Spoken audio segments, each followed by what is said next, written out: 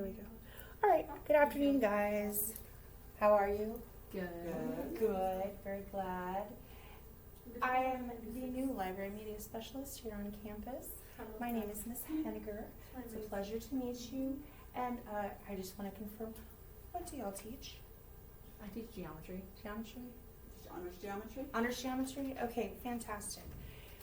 So I just wanted to take a few minutes today and give y'all an idea of some of the resources that the library has. I want to let you know, even though it's kind of, I guess, unconventional to think about the library as having math resources, I would really like y'all's input and see what I can help you find, either to help you build lessons or for your students to use as resources for their own outside learning.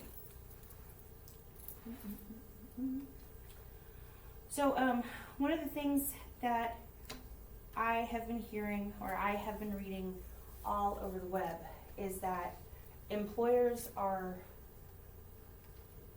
disappointed with the quality of employees that are coming out of school. They don't have the technology skills, they don't have the information literacy skills that are required for them to be able to compete in the job markets.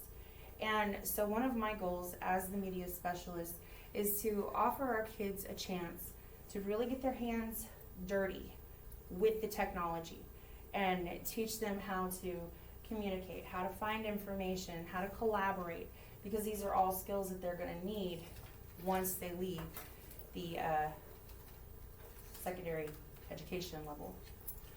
So let's see. We'll do a real quick, I guess, what kind of things can you think of in a perfect world? What kind of things could the library provide for you in your classroom, technology-wise? Any kind of resources? iPads would be like an actual physical thing that they used to carry, but I'm not sure they still do. Okay. I've used those before. Mm-hmm. There are some things that iPads can do that are hard to do Okay. with the apps.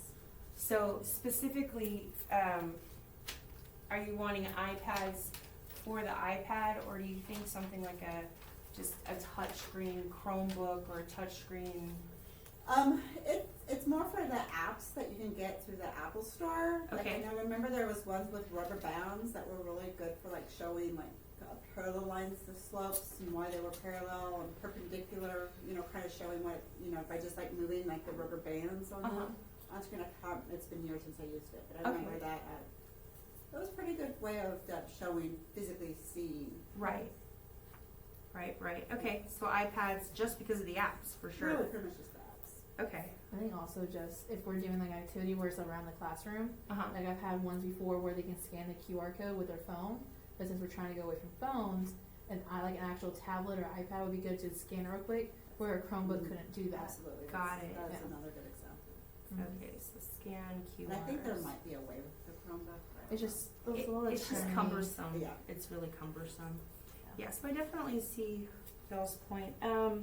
I think also they use Chromebooks so many in like English, things like that. If employers want to use like technology, like in math we use iPads, so it's something different. They're saying that's not the same Chromebook. Right, it's not the same old thing. That is a really good idea. All right. So let's see. What kind of resources could I get for you to help you support the curriculum, like for lesson planning or even professional development? I'm wondering about like a list of math. I mean, I know a lot of them are going to be useful for other things. The book that you told me about, the kids liked that. Okay. It wasn't just the kids that normally participate. But things like that, things that are good. Activities the library was able to provide any of that, because I know we don't have an account because not enough people in our team have ready access to Chromebooks, so so they're not going to maybe they pay for the account, but Giles isn't going to fight it when he knows that we won't be able to use it very often. Right. So like access to some of the different softwares or whatever. Yeah, like You know. the online. Yeah, the different online things that the students can, and that Mhm. are academic. Yeah. Some problem solving, or like any, like escape room things, Okay. like anything just to make it more interactive, so that way if we don't have access to different Chromebooks, like, I can still make something more interactive and engaging. And maybe like even like directions on how to create one, because I created an escape room, but I had to watch like a whole bunch of YouTube videos and I had to keep pausing and it took me hours. Now I just take that same one and copy, tweak it every time. Not a lot of variation, because I'm like, I'm not going through that again. It's recycling. Yes. It's recycling. It's recycling. It's I earth recycle a conscious. lot. Don't reinvent the wheel. Exactly.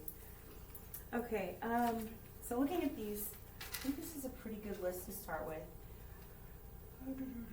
So let me talk about some of the things that I currently have.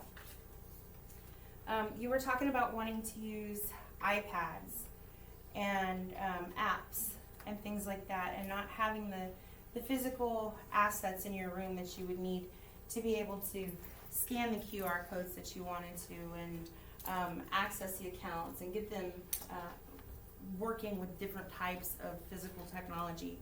So in the library, we have several spaces. They're library labs. And right now they have computers in them, but I have a future plan of moving at least one of those labs and getting those computers out of there and turning it into more of a learning lab, a collaboration lab, something where the kids can work on mobile devices and have room to move around, not be stationary in their chairs, and actually have interactive lessons with them where they can move around and, like you said, scan QR codes or use apps, things of that nature. The library also has academic support. Next year, we are putting together a peer tutoring group. And so on specific days, groups of our honors students will get together and offer struggling students an opportunity for peer-to-peer tutoring. Because, you know, sometimes it's just easier to hear the information from another student than it is to hear it from your teacher for the 14th time. Okay, academic technology. Okay, and then I was looking through Canvas.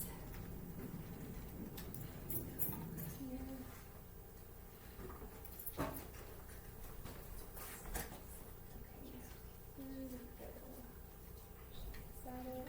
Yes, okay. So, if we come over here, this is the Canvas course for our library.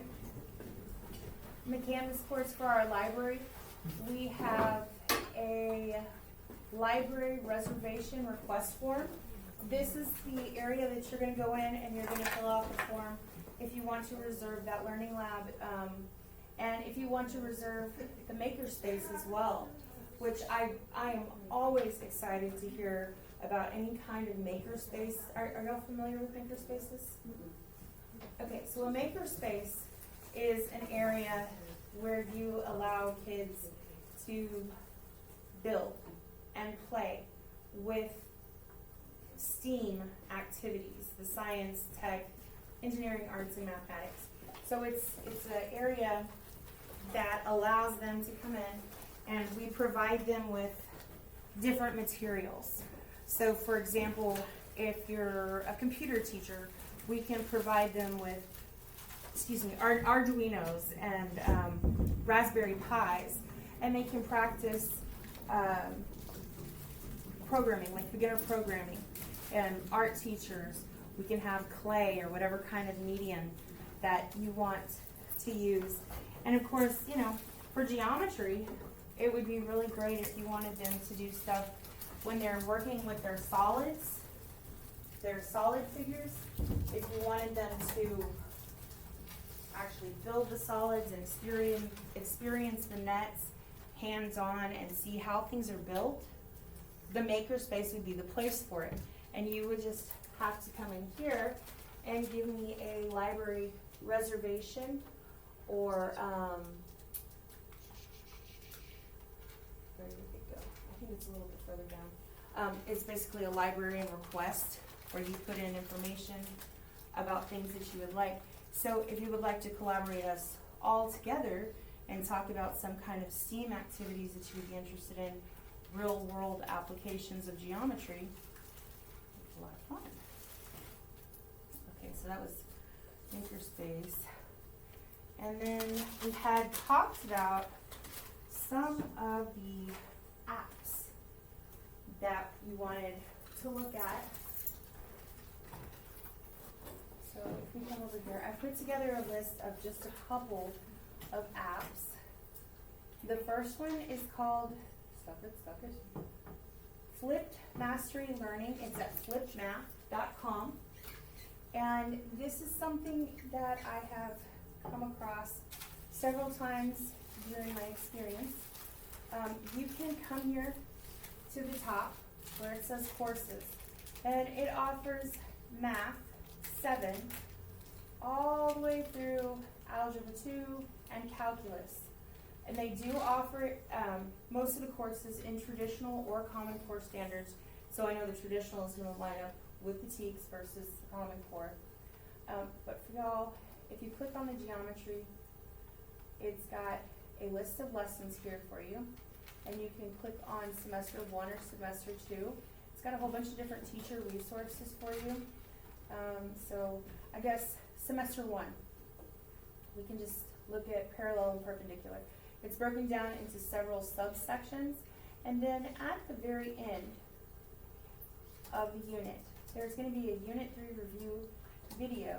And if you come down here, there is a unit test and a unit review in order for you to have the kids complete. You know, if you wanted to do it on your own, or if you wanted to do preparation. So this right here shows you what each of these units is going to look like. It's got a packet for them to take notes and for them to do a couple of practice problems. Then the solutions to the practice problems is the next. And then when they go through and they find their errors, we have the corrective assignment, allows them to go back and try it again. This is the instructional video that goes with it. And each of these has these really nice application problems at the very end. And it's completely free to use. And then the next one, I'm not sure if I'm going to be able to log in here, but I'm certainly going to try.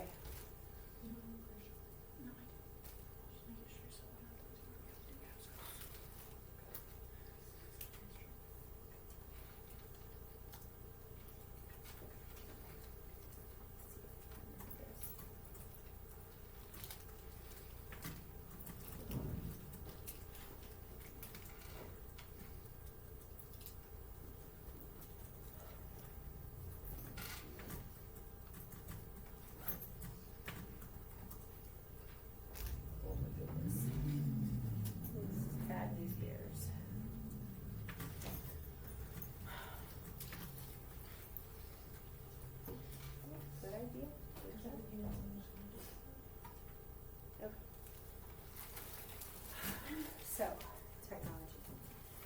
Alright, ClassCake. ClassCake is a very, very nice app, especially when we get a hold of those iPads for our kids to be able to write on, draw on. ClassCake is free, but there are a limited number of assignments that you are able to have in your teacher library at a time. And so if the whole team, however many is on your team, each holds a few different lessons, you could probably hold 70 or 80 lessons. And then just share the links and kind of rotate through. ClassCake is neat in that you can create your own assignments, and they're interactive assignments where the kids can, kind of like in the STAR test now, where they can grab the points and they can move them around.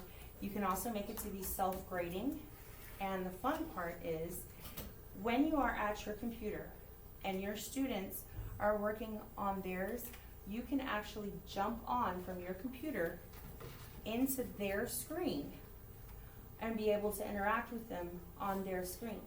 You can see the progress that they're making or not.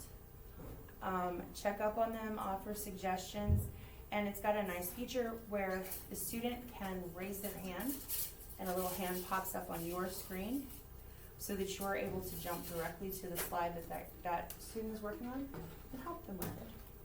Again, it's free. I'm trying to think. There's another one, huh?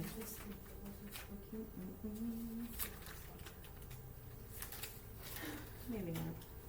Maybe I was kidding. Okay.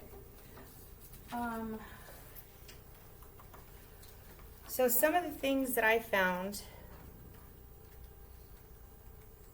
as far as physical resources is, and I don't know if y'all remember during your studies, your teacher studies, the SHenegar outlines for math. Sounds vaguely familiar. Kind of, sort of, maybe. It's been a minute. It's been a hot minute. Yeah, I understand. 20 years.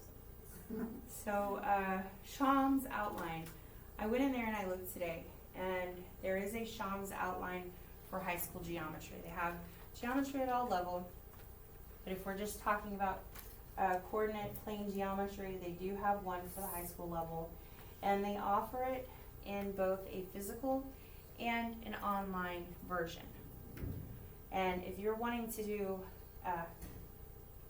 shared resources where your whole class can access them, have access to the information, can go look stuff up together, if you want to have them do some research, then the SHenegar's outline online is going to be a really good option.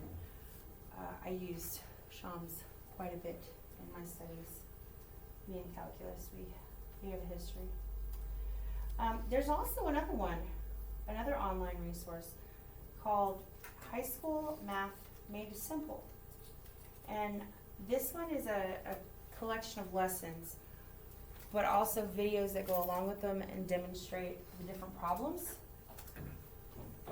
And the one that really, it's engaging in culturally relevant math tasks.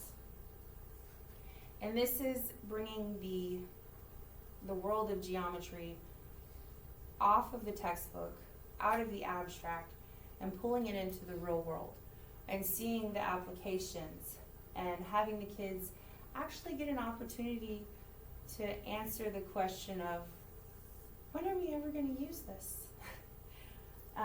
And so it also gives them opportunities, not just to learn about what it's about. It actually gives them experiments, those sorts of things that they can try and see how it actually works. NASA. Now, are y'all familiar with NCTM? Mm-hmm. Yeah? Okay. So NCTM has a lot of resources. ISTE. Basically, it's the NCTM for technology. And they also have a lot of tech literacy stuff, lessons, resources, those kinds of things that you can use. And there was one. I just had a thought. Don't do that again. It hurts. Okay, so there was NCTM, and I wanted to show you one other one.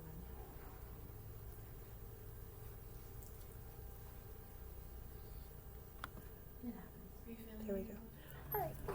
All right, now that we are into ClassKick, you're going to go to classkick.com, and this is your login code.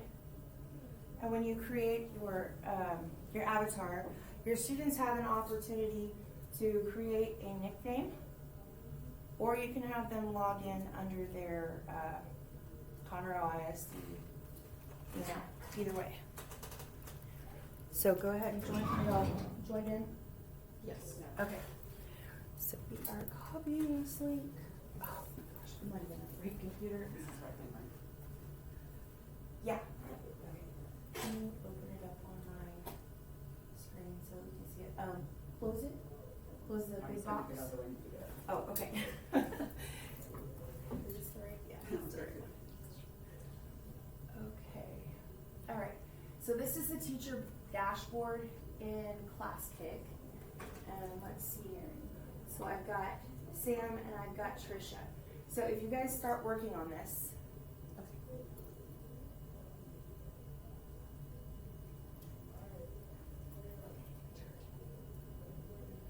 All right. So the nice thing about this is you can. Is this a touchscreen? Yeah, it is. Okay, so they have an option that you can create it to where they. Can't see my screen. Here it is. So you can click on your student and you're able to see what they're doing. So if your student, let's just say F prime. So they put in the number 2 and 8, just picking random numbers. -4 and 1. Alright, so you are able to see on your screen, on mouse, the red boxes, and it tells you that this student has input the answers incorrectly. And you have created down in the bottom a rotations note link for them so that they can go back and get a refresher and then try the question again. And on the student screen, there is also the option, where is the mouse? Is that the mouse for the computer? Here it is. They have the option up here in the top right corner, they can ask for questions. Oh, I guess. I can't see the screen up here. I think I clicked raise the hand. Yeah. Oh, that's cute. So they have the option to raise their hand. So I'm going to click on the raise hand button here, and I have the options, please help, please check, or chat with teacher. So I'm coming here, and I can see up on my teacher dashboard that I have 2 people that have raised their hands, and I can click on this, and I see that I have please help from Sam, and she's on number 1. So if I click on this right here, it's going to take me directly to the slide that Sam is working on. And I have the option, if I come up here, and this is great, especially for teaching online, I have the option to come up there and I can actually type a response to her. Hello, you are doing great.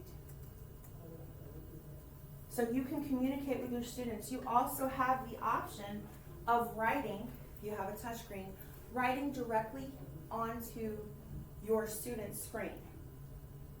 So this is, I really like this program, and it's not just a math program. It's something that other subjects could use.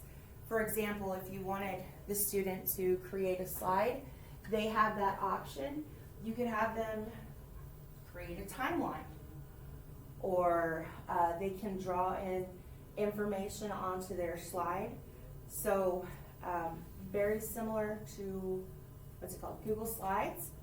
They also have the option to collaborate. So as a student, you can go in and you can ask others for help, other students for help. And the teacher has complete control over this.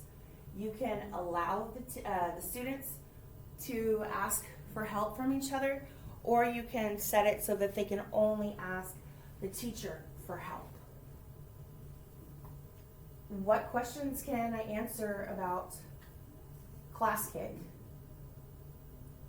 And you said earlier that you only can hold so many lessons, right? Right. If you do not have a paid account, I think the maximum that you can hold is 12 different activities. I believe that's the max. How many students can be working like, on an activity? At the same time, I think the limit is 160 Okay. at the same time. Right. But you have way more than that available to you, spread out Right. throughout the day over all your classes. Just you're not allowed to have more than 160, and hopefully classes are not that large. We'll just say a little prayer. Not yet. Okay, so that's Class Kick. The next one that I want to go to is Look It, and I have a few of these right here. So as a teacher, I'm going to click on Host.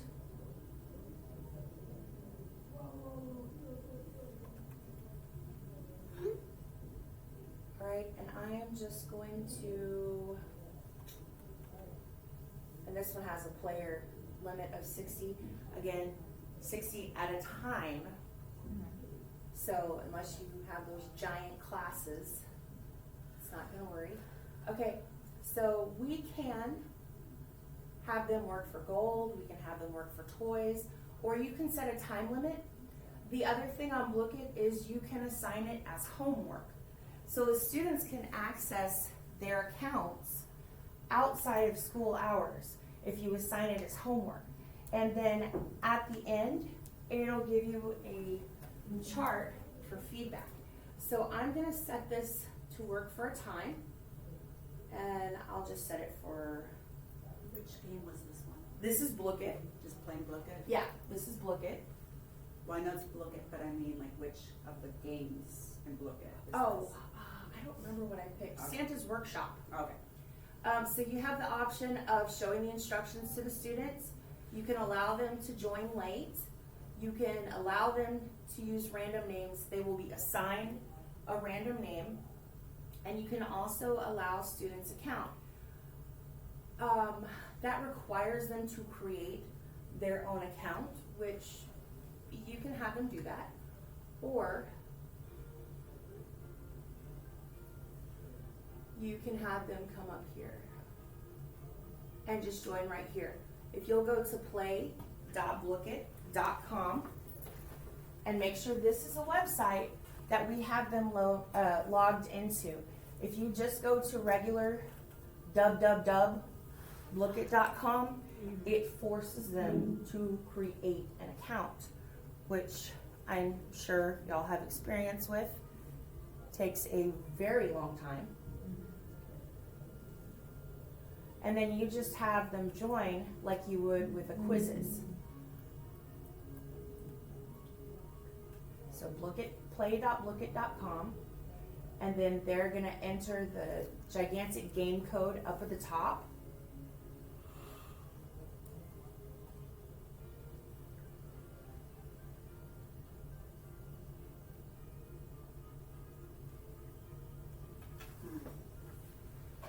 So up here in the corner, it tells you how many of your students are joined. So this is really helpful. If you have a student of 25 people, you can see how many of them have actually joined. So if you have a screen full of names, QR code works. yeah, and the QR code works up at the top. It is pretty fancy. So they can join on their phone, they can join on a Chromebook, and this particular program works very nicely on the phone. ClassKick, however, does not work well on a phone. Okay, so we've got everybody here, and we'll just click on the start button. And I have it set so that you can see the directions.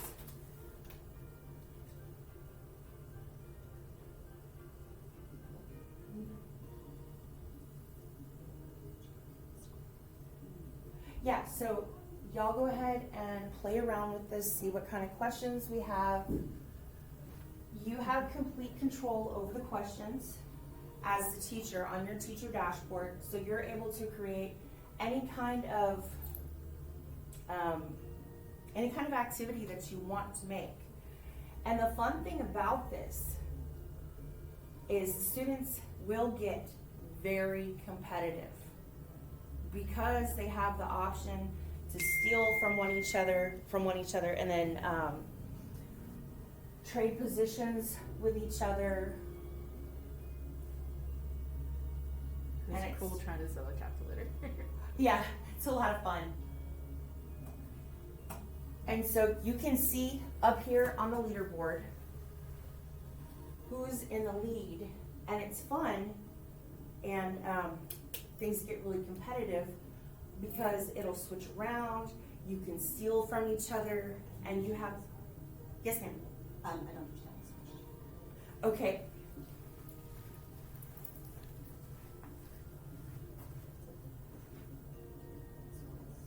When you have the function, the An angle. input is always going to be, is it a side length?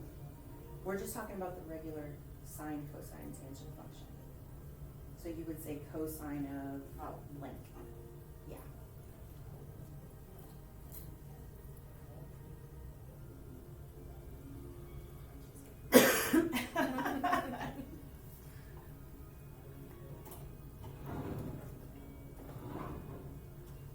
I'm like, Oh I'm just doing critical thinking. Like, I think this is the answer. So you can see why it's so, it's such a nice, check that out. Ooh. So, and then you can go up here on the teacher screen after you are done playing a game, and you can look at your reports, and you can see how many players you had, how many questions were answered correctly, how many were incorrect, and so that gives you kind of an idea of where your class sits at, and you can see stats on your students. So even though I got less correct, I still won. This is why I had some students when we played this win Oh, I did this one before and it that maybe. that don't do very well. It's because it was all about. We did strategy. one that It was not- chemistry, and it was like me and the math teacher. We got everything wrong. Where the very last question was a swap, so we saw the first place and the game ended, and our percentage was like 10. We got like 10 right. No. Yeah, so it does track the percentage that your students get correct. It's not just where they finished. Mhm. It is how much did they get correct. And then you can come down here and you can look at the stats on each question. And if you click on the question, you get the diagram and you're able to talk with your students about what happened, about why it was correct, why it was incorrect, so on and so forth. And you can look at the percentage correct. So here we go. And you can put as many questions as you want. Now, the free version allows you to do this. The only thing that you cannot do in the free version is when you're creating a set and you go and you search for sets, you cannot import another teacher's sets that they've already pre-made. Yeah. So, and I think it's really affordable, but I don't know what y'all's thoughts are on this as far as cross-curricular usage. I personally, when I've gone through here and searched the sets, I've seen all different subjects in this and all different grade levels through this. Is this something that if the library were to be able to provide a school-wide licenses for all of the teachers, do you think this is something that would get enough usage I to definitely- justify? Yes, absolutely. Okay, okay. So this is something we'll take into I just used consideration. it once and Oh. loved it. And so, Yeah, they get really competitive about it. Okay, so the last one that I want to show you, specific for math, is Wolfram Alpha. And Wolfram Alpha is a free website that you can use. Of course, you can upgrade to Pro, should you choose. And there's all different types, all different subject areas. If we're looking over here at mathematics, because y'all are geometry teachers, you can click on the geometry button and you have all of these different options. You can play with planes, solids, coordinate geometry, transformations, high dimensional, so on and so forth. Is there one that y'all wanted to look at specifically?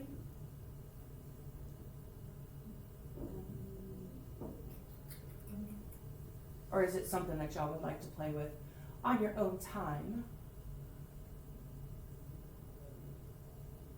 Is there? Here, let's look at this one. Yeah, that's Okay. coordinate. Coordinates. Here we go. We can do a line. We can plot the conic section.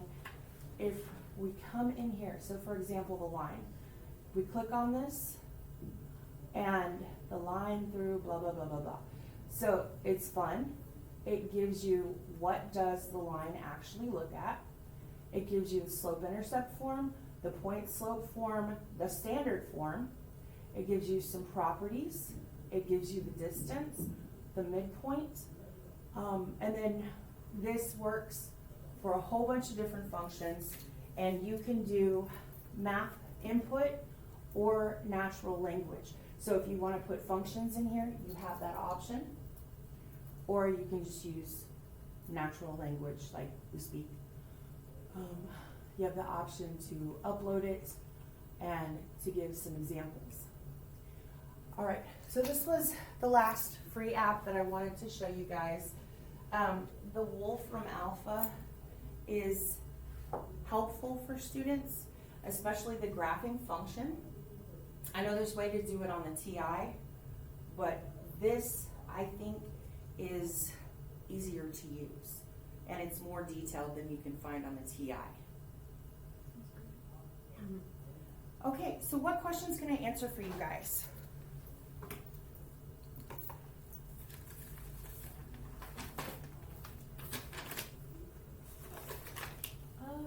I think just having us more time to play through these and seeing that a lot of good resources. Right, okay, beautiful. All right, we just need to real quick go over our meeting notes, and then we will be done, my friends. Just read through it. Mm-hmm. Alright, so one thing you talked about at the very beginning was and a lot of employees were concerned, disappointed with the students that are coming out of high school with their lack of like technology and critical thinking skills. And so some things that you asked like what the libraries can do to provide. We talked about like the iPads, tablets.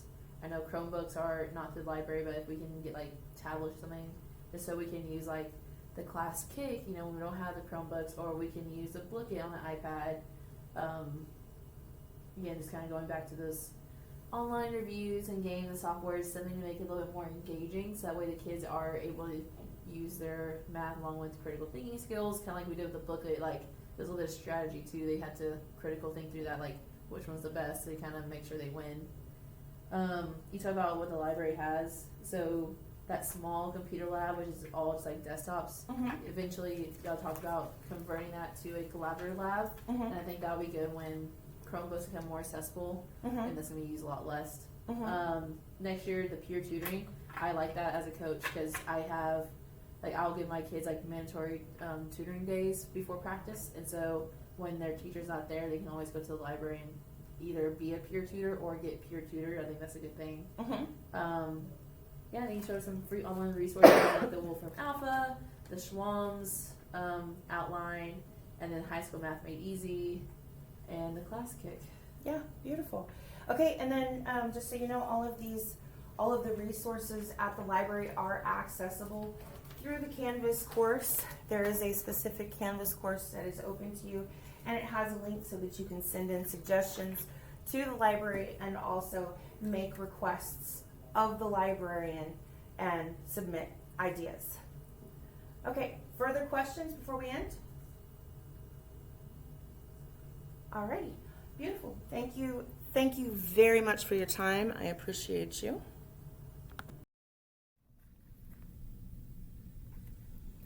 So after rewatching this video, I was able to take a moment to do some reflections on my lesson. I think that's very important as an educator to be able to go back and look and think about the things that you did well and think about the things that you could improve.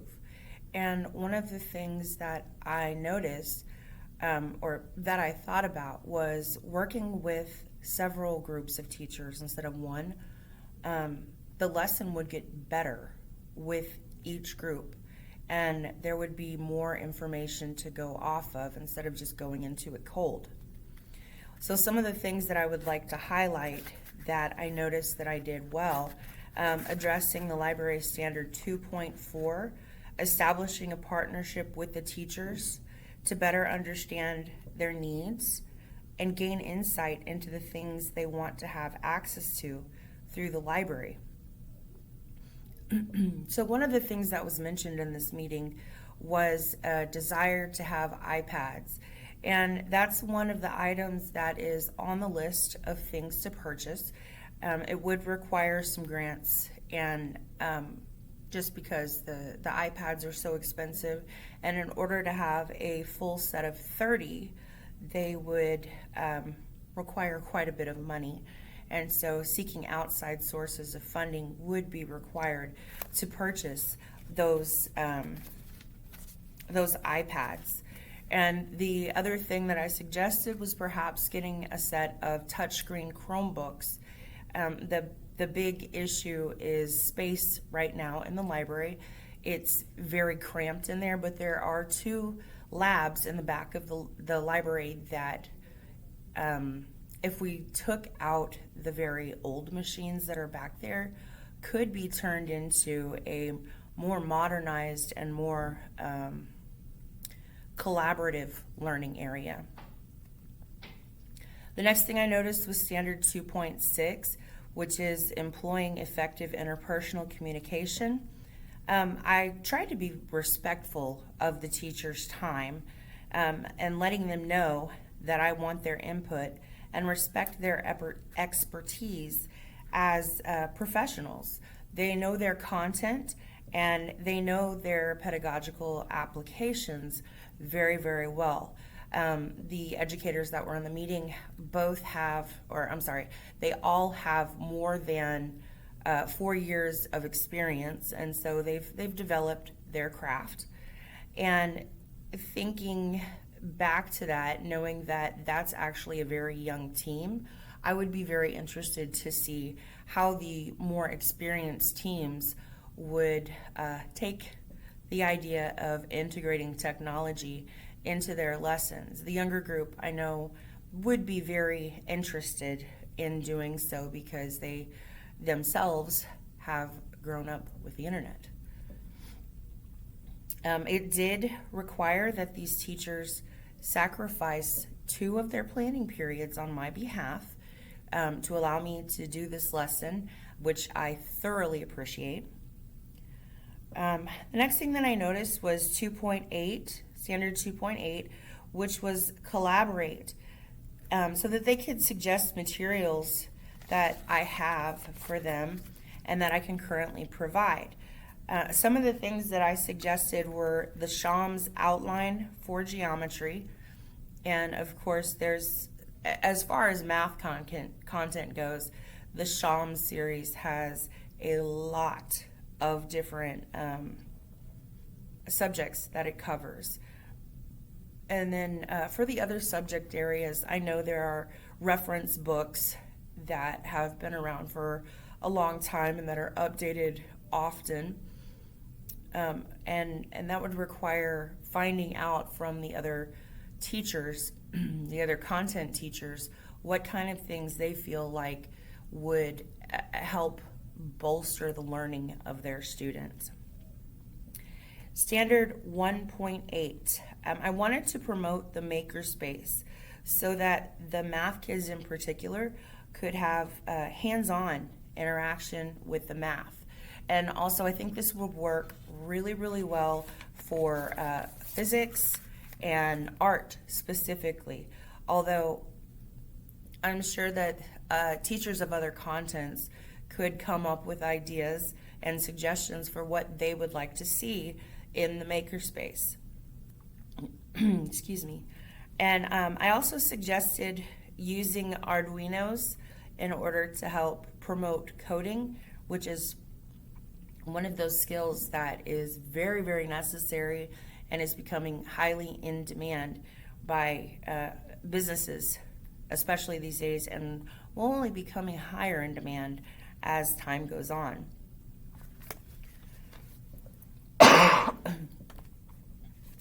So the next part of the reflection is things that I noticed that I would like to do better in the lessons that would follow this one. For the introductions, I would like to stress the ITSE technology standards and create a Google folder for each of the teams so that we could continue to collaborate and have a collection point for online resources that I myself and the teachers in that particular content area were able to collect so everyone could access it. And for sharing ideas on integration. I wanted, and I definitely should have asked, which concepts that these particular teachers felt that the students needed additional support on, and ideas on how they would like to support their students. An online geo pegboard was suggested, and I do know, and I would have to look it up, but I do know there are online geo boards available there for a younger group. But if it was just for geo boards in general, I would be able to provide that for them, and it is a free resource. The second part is allowing the teachers more time to play with the technology and have time to answer their questions and guide them through so that they were able to learn in a more supported way the technologies, and we could brainstorm together on how it could be integrated in order to let the students have more control of their learning. I would have also liked to provided the sources regarding employers needing more technology literate employees coming out of high school and coming out of post-secondary education. And I would also like to talk to the teams about how they would use their tech information to increase student autonomy and to create opportunities for the students to take greater control of their learning, to collaborate more, and to take it out into the real world and use it in applications that are not just in the classroom. I would also like to do a follow-up. I would want to create a survey to give the teachers a chance to comment on what they feel was the most important skills and tools for their students to improve, so that I would be able to put that into consideration for my budget. And then which skills did the teachers feel like the students needed to concentrate on to be better prepared for life after school.